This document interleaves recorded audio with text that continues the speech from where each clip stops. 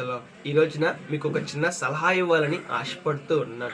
ఇంతకీ ఏమిటి ఆ సలహా అంటే, మనము ఉదయం నుంచి రాత్రి వరకు ఎన్నో రకాల మాటలు మాట్లాడుతూ ఉంటాం కదా. మరి మనం మాట్లాడే ఆ మాటలను బట్టి ఎంతమంది దేవుణ్ణి తెలుసుకుంటున్నారు, ఎంతమంది దేవుని గురించి ఆలోచిస్తున్నారు, ఎంతమంది దేవుని దగ్గరకు వస్తున్నారు, ఎంతమంది దేవునికి దూరం అయిపోతున్నారు, ఎంతమంది తమ జీవితంలో ఒక ఉత్సాహాన్ని పొందుకుంటున్నారు, ఎంతమంది తమ జీవితంలో నిరుత్సాహాన్ని పొందుకుంటున్నారు, ఎంతమంది తమ జీవితంలో ఒక ఆశని పొందుకుంటున్నారు, ఎంతమంది తమ జీవితంలో బాధను పొందుకుంటున్నారు. ఒకసారి ఆలోచన చేద్దామండి. మనం మాట్లాడే మాటలను బట్టి ఒకరు దేవుని దగ్గరికి రావాలే కానీ దేవునికి దూరం అవ్వకూడదు. మనం మాట్లాడే మాటలు బట్టి ఒకరు ఆసక్తిని, సంతోషాన్ని పొందుకోవాలి కానీ వారు బాధను పొందుకోకూడదు. మరి మనం ఎలా ఉన్నాం?